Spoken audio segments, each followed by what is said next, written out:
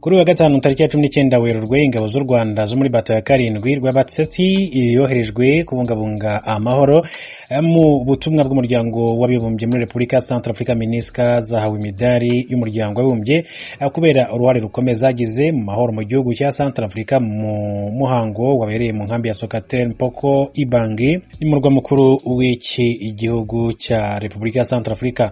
Mu gihe yarayoboye umuhango, umuyobozi w'ingabo zihuriweho za MINUSCA Brigadier General Driso Kodol yashimye ubwitange bw'ingabo z'amahoro z'u Rwanda mu bikorwa bya MINUSCA mu guharanira umutekano n'amahoro muri Centrafrica, cyane mu matora y'umukuru w'igihugu yabaye ku itariki 27 Ukuboza 2020 n'amatora yasize Faustin Archange Touadera yongeye gutsindira kuyobora iki gihugu cya Centrafrica. Yagize ati akazi kanyu gahabwa agaciro cyane abanyamuryango bose ba MINUSCA hamwe n'abatwakiriye bakaba ari bo bungukira muri izi nshinga bungukirwa n'inshingano zanyu zo kubungabunga amahoro.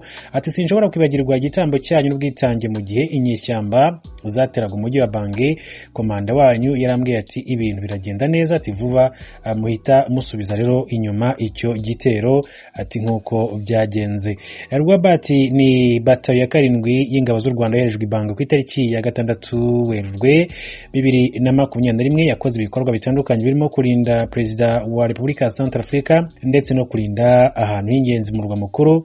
Barinze kandi umutekano mu turere twa 3 na 5 mu gace ka Bangi kugira ngo bakumire amakimbirane hagati y'abaturage, bakora amaronde kugira ngo bakureho ubugizi bwa nabi, barinda abaturage mu bice bitandukanye by'igihugu kandi bakora ibikorwa byo gukwirakwiza amazi mu baturage ndetse n'ibindi bitandukanye. Umuyobozi wa bata ya 7 y'ingabo z'u Rwanda ziri mu butumwa bwo kubungabunga amahoro muri Repubulika ya Centrafrica Lieutenant Colonel Jean Bosco Safari yashimye ubwitange bw'ingabo mu bihe bitandukanye mu gihe cy'umwaka umwe zimaze mu butumwa muri Repubulika ya Centrafrica.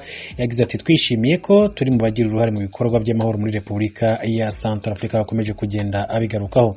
Ni Repubulika ya Centrafrica rero irimo umutekano muke kuva haba amatora na mbere y'amatora gatoya, nyuma yuko mu by'ukuri witwa François Bozizoza ayobora iki gihugu yangiwe ko yaziyamamaza amatora kandi yavugaga ko ariyo nzira yonyine yatuma yongera gusubira ku butegetsi, ariko komisiyo cyangwa se urukiko rw'ikirenga muri kiriya gihugu rutegeka ko atakwiyamamaza mu matora kubera yuko akurikiranyweho ibyaha bitandukanye birimo n'ibyibasiye inyokomuntu muri kiriya gihugu cya Centrafrica. Kuva icyo gihe rero hatangiye kuba umutekano muke ndetse birumvikana ONU yoherezayo ingabo kugira ngo ziye kubungabunga amahoro.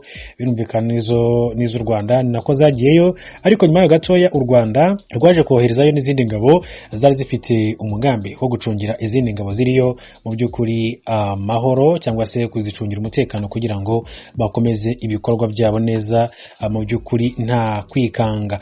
Reka rero tuve muri Repubulika ya Centrafrica nkubwire ko nyakwigendera Dr. John Paul Magufuli hari ijambo ngo yigeze gusetsa abaturage ubwo yavugaga kuri Madame Samia Suluhu kuri ubu wamaze kumusimbura ku kuyobora igihugu cya Tanzania. Avuga ko mu by'ukuri ari mwiza ku isura kandi ashoboye akazi. Mu ijambo rye muri 2020 Magufuli ubwo ishyaka rye CCM Chama cha Mapinduzi ryari mu bikorwa byo kwiyamamaza ku cyicaro cyaryo i Dodoma, yavuze ko uyu mugore ashoboye akazi kandi ari na mwiza ku isura.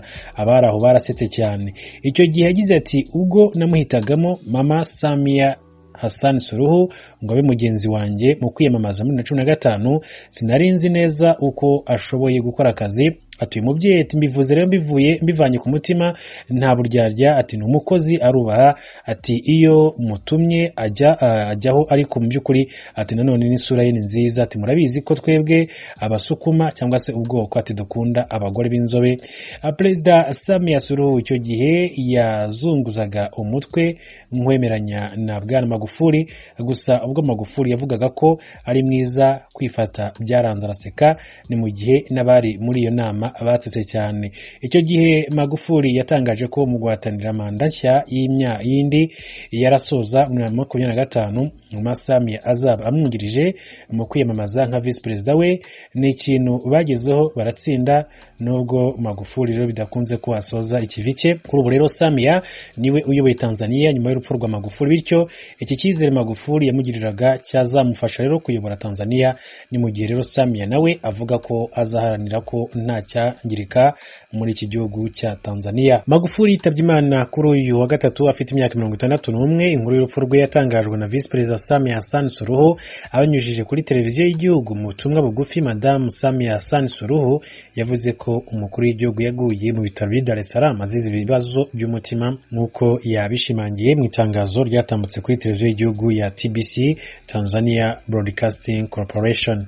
Nyuma y'urupfu rwa President John Magufuli, Tanzania ifite umukuru w'igihugu wa gatandatu, umutegarugori Samia Suluhu Hassan wari usanzwe ari Vice President wa Magufuli, yarahiye uyu munsi kugira ngo azarangize manda yabo batorewe ishigaje imyaka 4 n'igice. Abaye umukuru w'igihugu cya Tanzania wa mbere na mbere w'umugore. Ni ibice abaturage bategereje kuri President wabo mushya Samia Suluhu Hassan. Tubibaze mugenzi wacu Pierre Claver niyo nkuru uri i Kigali mu Rwanda. Mimi Samia Suluhu Hassan naapa kwamba nitatenda kazi zangu za urais wa Jamhuri ya Muungano wa Tanzania kwa uaminifu na kutimiza. Uyu n'umufasoni Samia Suluhu Hassan ariko ararahira kugira ngo atangure amabanga y'umukuru w'igihugu ca Tanzania. Yarahiye kuri uyu wa gatanu imbere ya leta, inama nshingamateka na sentare yubahirizwa shingiro. Ni nyuma y'urupfu rwahitanye nyakwigendera perezida w'ico gihugu John Pombo Magufuli. Nitawatendea haki watu wote kwa mujibu wa sheria. Samia Suluhu Hassan, umukuru w'igihugu wa mbere w'umugore agiye gutwara ico gihugu, yemeje kubaha amategeko yose agenga igihugu, gutwarira neza bose atanumwe akumiriye, kubahiriza uburenganzira bwa kiremwa muntu, kudatwaza umukazo no kumvikanisha abatanzania. Yatetea na kudumisha umoja wa Jamhuri. Samia Suluhu Hassan arindiriwe n'amabanga akomeye nk'uko abahinga cyo kimwe n'abatavuga rumwe na leta ya Tanzania bavyemeza. Muri ivyo harimo kunagura igisata ca demokarasi, ubwisanzure mu gushikiriza ivyumviro, iyubahirizwa ry'agateka kazina muntu, ubwigenge bw'itangazamakuru n'ibindi. Nk'akarorero, umugambi Chadema ukomeye mu bitavuga rumwe na leta watangaje ko ufise abanywanyi bawo barenga 200 bafunzwe kubera ivyaha bifitanye isano n'amatora yabaye ku mwaka uheze. Uwo mugambwe witeze ko abo barekugwa cyo kimwe n'abandi baharanira agateka kazina muntu n'abamenyesha makuru bafunzwe. Ikindi gisata kimurindiriye nico kugwanya ibiturire no kugwanya ibyaha byambukiranya imipaka. Ibi nawe nyene arabifise mu myitwarariko. Perezida Samia Suluhu Hassan yabibwiye umunyamakuru w'Ijwi ry'Amerika mu mwaka wa 2016 yarusha muri Tanzania. Yari kwakebura igipolisi n'abandi bakora muri ico gisata.